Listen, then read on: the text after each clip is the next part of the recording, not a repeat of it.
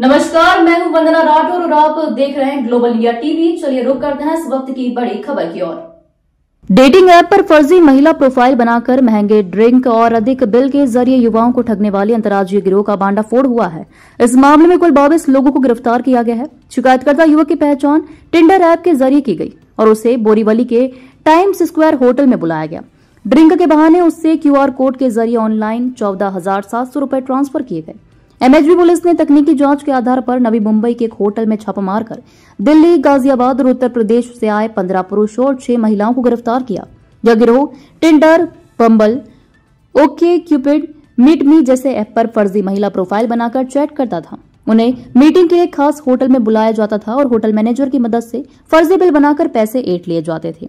इस कार्रवाई में 3.74 लाख रुपए कीमत के 27 मोबाइल, एक पोर्टेबल प्रिंटर, एक स्वाइप मशीन जब्त की गई है। जांच में पता चला है कि आरोपियों ने मुंबई, ठाणे और नवी मुंबई इलाकों में सैकड़ों लोगों को ठगा है।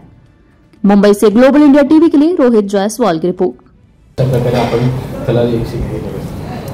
याच्यामध्ये आपण एमएचबी पोलीस स्टेशन बोरिवलीच्या गुन्ह्यामध्ये 15 पुरुष आणि 6 महिला यांना अटक केलेली आहे।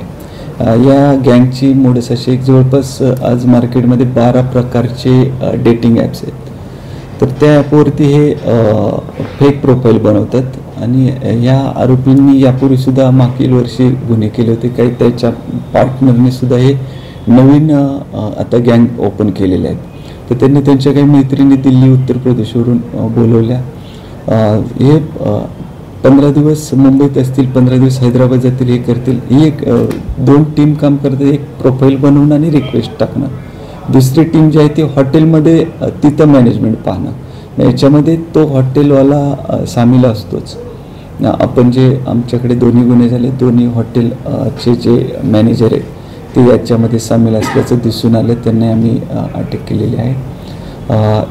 मुली शक्यतो त्यांची जी टीम आहे, एक टीम, तर ती राईट रिक्वेस्ट टाकत राहतात आणि त्याच्यातून रिक्वेस्ट मॅच झाल्यानंतर त्यामध्ये चॅटिंगचं काम तीच टीम करते आणि जर बोलायचं असेल तर ते त्या मुलीला फोन देऊन त्या कस्टमरशी बोलायला लावतात समोरच्या, आणि मग कुठंतरी लोकेशन त्यांच्या जवळचं यांचं जे ठरलेलं हॉटेल असेल तिथलंच राहील आणि नंतर ते त्याच हॉटेलचं सुद्धा लोकेशन देतात आणि तिथे बसल्यानंतर मग हे ऑर्डर केलं जातं, ते केलं जातं, ते केलं। जनरली एक 5-6 हजाराचं जरी ते बिल होणार असेल तर 25 ते 30 हजारावर नेलं जातं आणि त्यातले 50% तो मॅनेजर त्याचा तो शेअर असतो त्याच्यामध्ये, 50% यांचा शेअर राहतो।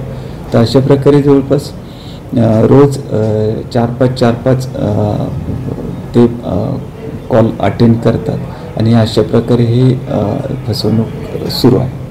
सर, असे किती हॉटेल्स त्यांनी हे केलेले आहे, बनवलेले आहेत आणि कुठल्या प्रोफाईलला, एक विशिष्ट प्रोफाईल ते कुठल्या प्रोफाईलला टार्गेट करतात? नाही, आता जनरली डेटिंग ॲपवर कोणी आपण पाहतो तर कोणी त्याच्यावरती सर्च करत असतात आणि ते त्यानुसार त्यांचं ते डेटिंगवर जाण्याचं ठरत असतं। बोरिवलीमध्ये पाहाल तर आपल्याकडे बोरिवली आणि मालाड आणि बांगूरनगर याच्यामध्ये 3 हॉटेल जे आहेत त्या ठिकाणी यांनी मॅनेजरशी टाईप केलेलं होतं। यामध्ये आपल्याला तक्रार प्राप्त होताच तेवढे सिरियसली आपण या घटनेकडे पाहिलं आणि ही गँग आपल्याला मिळालेली आहे।